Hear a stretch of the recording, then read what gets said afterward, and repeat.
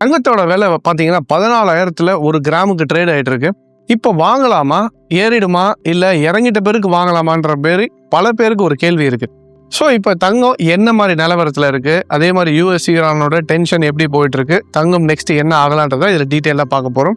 So gold பார்த்தீங்கன்னா international மார்க்கெட்ஸை first பார்த்துருவோம். இப்போ இன்டர்நேஷனல் மார்க்கெட்டில் கோல்டு பார்த்தீங்கன்னா கிட்டத்தட்ட $4,718 வந்து மார்க்கெட் ட்ரேட் ஆகிட்டு இருக்கு. ஸோ இப்போ மார்க்கெட் பார்த்தீங்கன்னா ப்ரீவியஸாக வந்து ஒரு 4,500 வந்து இது வந்து ஒரு டபுள் பாட்டம்னு சொல்லுவோம். ஒரு மார்க்கெட்டில் வந்து நார்மலாக இதுதான் டபுள் பாட்டம்னா இந்த ஒரு டபிள்யூ பேட்டர்ன் மாதிரி இருக்கும்னு வச்சுக்கோங்களேன். இது ரெண்டும் டபுள் பாட்டம், இது வந்து நம்ம நெக்லைன்னு சொல்லுவோம். ஸோ இப்போ இது வந்து நமக்கு என்ன இடம், நெக்லைன் இடம். அந்த நெக்லைன் எங்கே இருக்குன்னு பார்த்தீங்கன்னா $4,650, பாட்டம் வந்து $4,500. ஸோ அப்போ ஒரு 150 பாயிண்ட் என்னவா இருக்குது உங்களுக்கு, $150 வந்து நமக்கு கேப்பாக இருக்குது. ஸோ இப்போ இதை பிரேக் அவுட் ஆகிட்டதுனால நெக்ஸ்ட் இது எவ்வளோ தூரம் போகலான்னு பார்த்தீங்கன்னா ஃபர்ஸ்ட் லெவலு மேஜராக 4,800, அந்த 150 பாயிண்ட் மினிமம் வந்து மார்க்கெட் மொமெண்டம் வரும். அப்போ 4,800 தான் உங்களுக்கு next level of major R1 resistance 1 அப்படின்னு சொல்லுவோம். ஸோ இப்போ இந்த ரேஞ்சுக்கு போச்சுன்னா இது நம்ம ஊர் காசுக்கு எவ்வளோ இருக்கலாம்னா 14,300 500 ரேஞ்சு, 14,300 14,500 வரைக்கும் போகிறதுக்கான வாய்ப்பு இருக்குது.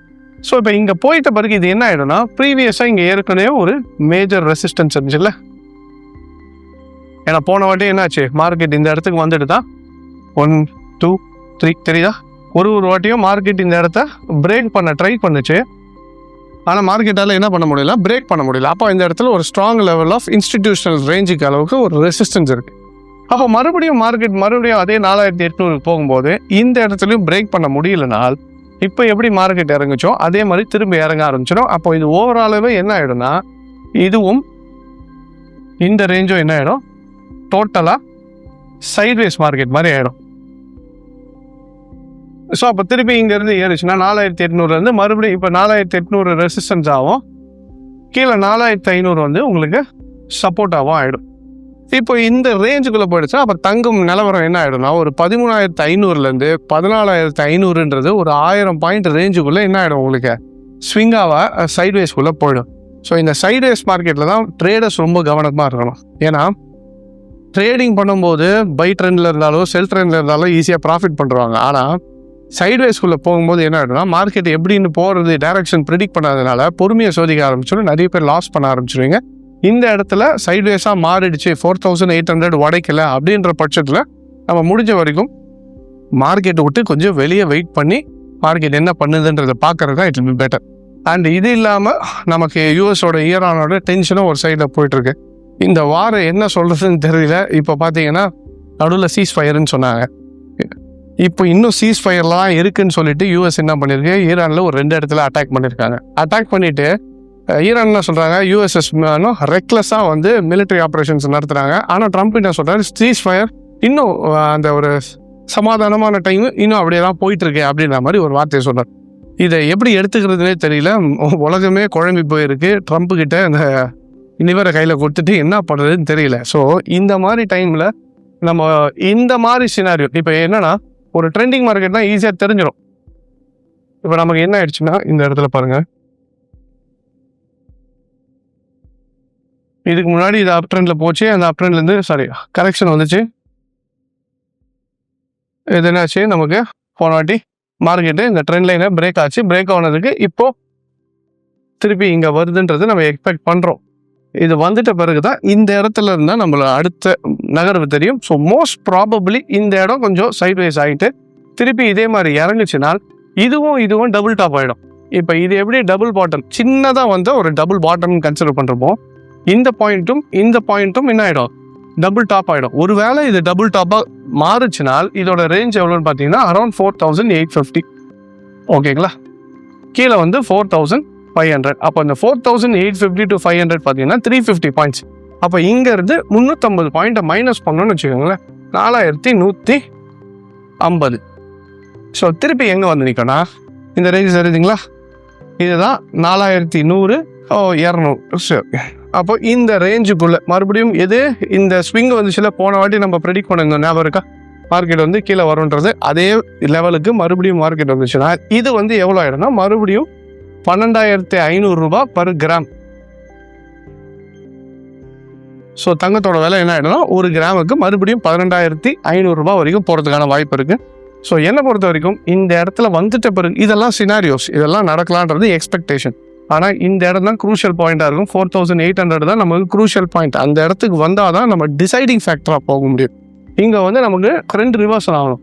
அப்போ ட்ரெண்ட் ரிவர்சல் இந்த இடத்துல ஆயிடுச்சுன்னா ஓகே மார்க்கெட் கீழே இறங்கும் போதுன்னு தெரியும். அப்போ கீழே இறங்கினாலும் ஃபஸ்ட்டு நம்மளோட எக்ஸ்பெக்டேஷன் என்னவாக இருக்கும்னா சைட்வேஸ். அப்போ சைட்வேஸை பிரேக் ஆகிடுச்சுன்னா நெக்ஸ்ட்டு டபுள் டாப். அப்போ டபுள் டாப் பிரேக் ஆச்சுன்னா நெக்ஸ்ட் என்ன ஆகும்? 4,150.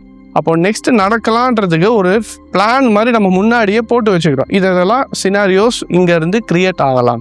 அப்போ கிரியேட் ஆகலாம்னு முன்னாடியே நம்ம ப்ரிடிக்ட் பண்ணி வச்சுக்கணும்னா அது நடக்கும்போது நம்ம மார்க்கெட்டில் அடாப்ட் பண்ணிக்கிறதுக்கு ரொம்ப ஈஸியாக இருக்கும். அதனால தான் ஒரு professionals they try to predict. ஏன்னா ஒன்றுமே தெரியாமல் உள்ளே போகும்போது தான் நமக்கு என்னென்னா பேனிக் ஆகும். இதெல்லாம் நடக்கலான்றது நம்ம முன்னாடி யூகிச்சு வச்சுட்டோம், இல்லை யோசிச்சு வச்சுட்டோம், அந்த மாதிரி நடந்துச்சுன்னா நமக்கு பேனிக் இருக்கா. ஸோ அதனால தான் மார்க்கெட்டை டெக்னிக்கலாக அப்ரோச் பண்ணும்போது மார்க்கெட் என்னெல்லாம் ஆகலான்றது முன்னாடியே புரிஞ்சு வச்சுக்கிட்டு இதெல்லாம் நடக்கிறதுக்கான சினாரியோ இருக்குது அப்படின்றத தெரிஞ்சு வச்சுக்கிட்டா it will be more easy. So இதுதான் இப்போதைக்கு கோல்டுக்கான நிலவரம். ஸோ ஃபஸ்ட்டு நம்ம எக்ஸ்பெக்ட் பண்ணுறது 4,800 பிரேக் அவுட் ஆகலைன்னா நெக்ஸ்ட்டு சைட்வேஸ் பிரேக் ஆச்சுன்னா next 4,150 per ounce of dollar. That will be around 12,500 per gram Indian rupees வரலான்றது தான் எக்ஸ்பெக்டேஷன். ஸோ வரக்கூடிய நாட்களில் எப்படி இருக்குன்னு பார்க்கலாம்.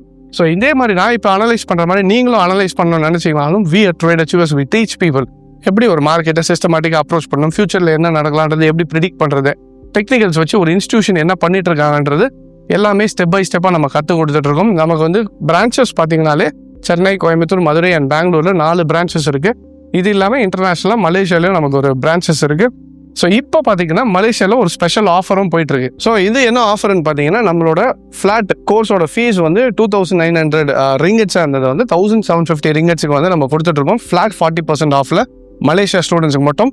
இது வந்து டைரக்ட் மலேசியா பிரான்ச்சஸில் கிளாஸ் நடக்கும். எங்கே கிளாஸ்ன்னு பார்த்தீங்கன்னா கோலாலம்பூரில் நம்மளோட மெனாரா ப்ரெஸ்டீஜ் அப்படின்னு சொல்லிட்டு நம்மளோட ஆஃபீஸ் அங்கே தான் இருக்குது. இது ரைட் நெக்ஸ்ட் டு நமக்கு ட்வின் டவர், பெட்ரோநாட் ட்வின் டவர்ஸுக்கு ஆப்போசிட்டில் வரும் நமக்கு.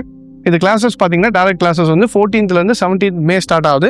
இதில் நீங்கள் எந்தெந்த மார்க்கெட்ஸ் அனலைஸ் பண்ண கற்றுப்பீங்கன்னா மலேசியன் இண்டெக்ஸாக இருக்கட்டும், சில்வர், க்ரூட் ஆயில், ஃபாரெக்ஸு, அதே மாதிரி கரன்சி மார்க்கெட்ஸும், இது இல்லாமல் யூஎஸ் ஸ்டாக்ஸையும் வந்து நம்ம முக்கியமாக இதில் கற்றுக்க முடியும். கோல்டு நீங்கள் ட்ரேட் பண்ணுறீங்கனாலும் சரி, யூஎஸ் ஸ்டாக்ஸை ட்ரேட் பண்ணுறீங்கனாலும் நீங்கள் கற்றுக்கலாம்.